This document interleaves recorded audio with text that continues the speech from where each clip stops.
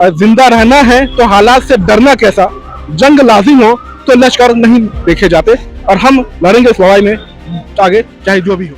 इन्होंने main stream media को तो अपने कब्जे में कर रखा है, इलेक्ट्रॉनिक को कर रखा है, प्रिंट को कर रखा है। अब सोशल मीडिया पे इनका कमांड नहीं था, तो सोशल मीडिया पे कमांड बनाने के लिए कुछ को तो मोहरा बनाना ही पड़ेगा ना। तो इन्होंने नेशनल दस्तक के अकाउंट को उड़ाया, इन्होंने पॉलिटिक्स के अकाउंट को उड़ाया, इन्होंने न्यूज डिगी के अकाउंट को उड़ाया, तो वहां पर भी सिकंजा कसने की कोशिश है। तो जनता विश्वास कर रही थी, जनता जुड़ रही थी, मगर इनको वो बात पसंद नहीं आई, चुप गई, क्योंकि हम वो खबरें दिखा रहे हैं जो जनता के फायदे की हैं, जो वास्तविकता है वो दिखा रहे हैं, और वो इनको पसंद नहीं, तो दबाने की कोशिश है। और आप कितना दबाने की कोशिश करेंगे, आप जितना दबाएंगे हम उतनी तेजी से वापस आएंगे और पीछे नहीं हटेंगे। आज लोकतंत्र में आवाज का महत्व बहुत है, लेकिन उसी आवाजों को बंद कर दिया जाए, कत्ल कर दिया जाए, तो लोकतंत्र कुछ नहीं, बस सिर्फ वो कागज में सिमट कर नजर आता है। तो बीते दिनों आपने देखा होगा, पॉलिटिक्स जैसे सोशल मीडिया साइट्स को बंद कर दिया गया, यूट्यूब चैनल को बंद कर दिया गया, शंभू जी के चैनल को बंद कर दिया गया, कई एक्टिविस्टों के चैनल को बंद कर दिया गया।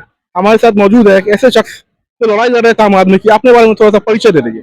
मेरा नाम गजेंद्र सिंह है और मैं न्यूज डिगी का फाउंडिंग एडिटर हूँ। न्यूज डिगी हमारा सोशल मीडिया और डिजिटल न्यूज चैनल है, जिस पर हम 2022 से काम कर रहे हैं। 2022 में मैंने इसकी स्थापना की थी, शुरू किया था, और लगातार हम फेसबुक हो, इंस्टाग्राम हो, ट्विटर हो, यूट्यूब हो और वेबसाइट हो, तमाम प्लेटफॉर्म्स पर काम कर रहे हैं। मगर हाल ही में जो हुआ है ना, वो चौंका देने वाला है। 29 मार्च को जब सुबह में उठा और मैंने देखा कि हमारा जो इंस्टाग्राम अकाउंट है वो सस्पेंड कर दिया गया है, कोई कारण नहीं, कोई नोटिफिकेशन नहीं, कोई नोटिस नहीं, और आप सीधे एक मीडिया हाउस के इंस्टाग्राम पेज को सस्पेंड कर दे रहे हैं। क्या है ये? तानाशाही है। लगातार मतलब कोशिश है आवाज को दबाने की।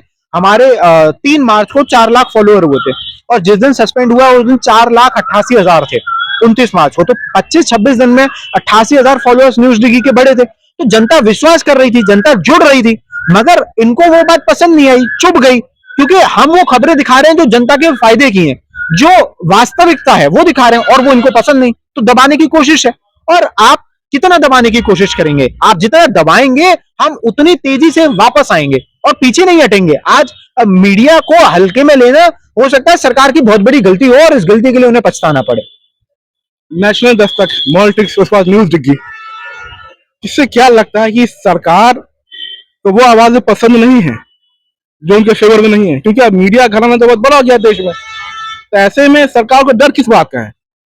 इन्होंने मेन स्ट्रीम मीडिया को तो अपने कब्जे में कर रखा है, इलेक्ट्रॉनिक को कर रखा है, प्रिंट को कर रखा है। अब सोशल मीडिया पे इनका कमांड नहीं था, तो सोशल मीडिया पे कमांड बनाने के लिए कुछ को तो मोहरा बनाना ही पड़ेगा ना।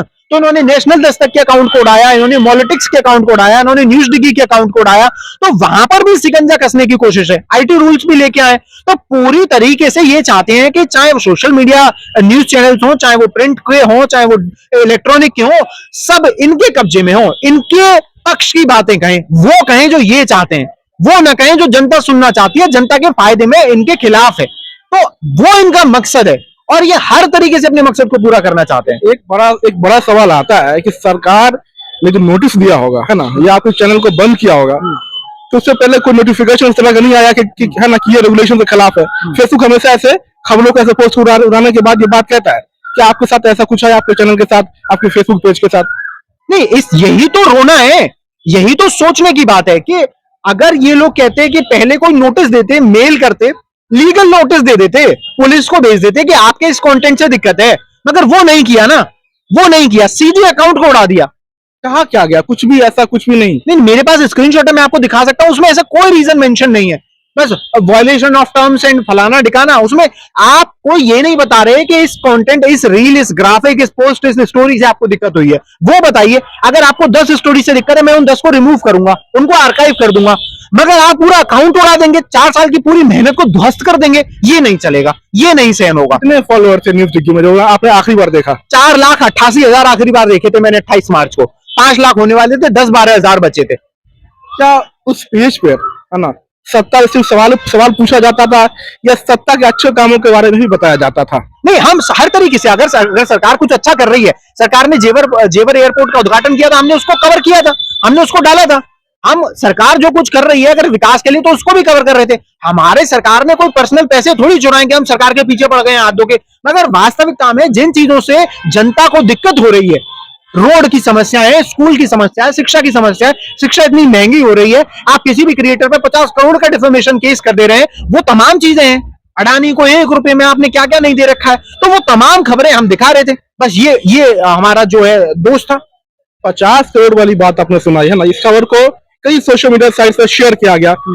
तो तो इसमें मुझे एक चीज समझ में नहीं आ रही है, जो मैं आपसे बतौर पत्रकार एक पत्रकार से सवाल पूछ रहा है ना, जानने की कोशिश कर रहा है कि जिस मैगजीन का हवाला लेकर के है ना, उन्होंने कोई स्टोरी नहीं की, बल्कि जिस मैगजीन में छापा कारवां ने, उसको हूबहू उन्होंने पढ़ दिया। कारवां को उन्होंने छुआ नहीं, सरकार ने, सिस्टम ने, और उनको 50 करोड़ का मानहानि का आप खुद देखिए कि इस स्थिति को हम क्या कहेंगे कि एक क्रिएटर एक मैगजीन की रिपोर्ट को कोट करके एक वीडियो बनाता है और आप उस मैगजीन की उस रिपोर्ट को छोड़ देते हैं और जिस क्रिएटर ने वो वीडियो बनाया है आप उस पर 50 करोड़ का डिफेमेशन डाल देते हैं। मतलब नितिन गडकरी जी की खुद की नेटवर्थ 50 करोड़ नहीं है और आप जिस क्रिएटर पे ये डाल रहे हैं उसने आपके पैसे लेने से मना कर दिया था, तो आप ये तो पर्सनल रंजिश निकाल रहे हैं ना, ये तो लड़ाई लड़ी जा रही है पर्सनल व्यक्तित्व पे। आप और नागपुर में केस डाल रहे हैं दिल्ली के क्रिएटर पे, भागते रहो, जिंदगी भर परेशान कर देंगे। तो साफ साफ जो संदेश है ना वो ये है कि ऐसे नहीं तो ऐसे हम आपको बर्बाद कर देंगे अगर आप सरकार के खिलाफ बोलेंगे। तो ये मानहानि का जब 50-50 10-10 करोड़ रुपए का मानहानि, तो लगता नहीं ये मानहानि किस तरह की इज्जत की मानहानि है भाई? ये कि अब मेरी इज्जत है 10 रुपए की और आपकी इज्जत है 50 करोड़ के लोकतंत्र में, तो आपको नहीं लगता ये भी इस पर बात करने की जरूरत है? ये सब ढकोसले ज्यादा दिन नहीं चलने वाले हैं।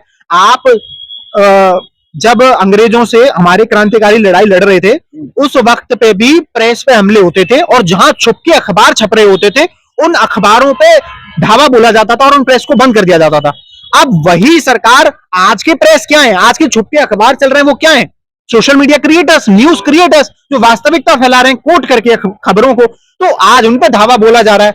मगर ये भूल गए कि जितना दबाने की कोशिश करेंगे उतना ही जंप के साथ ये सब क्रिएटर्स बाहर आएंगे और सरकार को उखाड़ फेंकेंगे।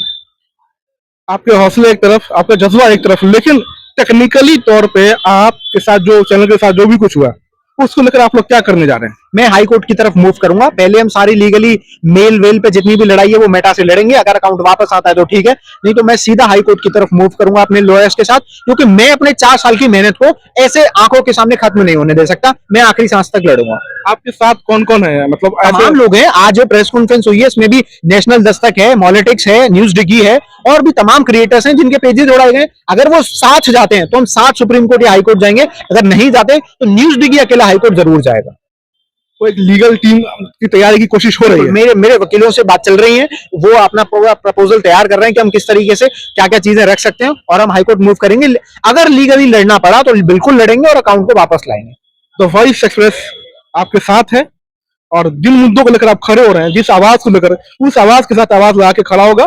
बहुत शुक्रिया बात करने के लिए। तो कहने का मतलब यही है कि हम कमजोर न समझे, तादाद कम है, लेकिन वो एक शेर है ना कि जिंदा रहना है तो हालात से डरना कैसा, जंग लाजिम हो तो लश्कर नहीं देखे जाते, और हम लड़ेंगे इस लड़ाई में आगे चाहे जो भी हो। शुक्रिया।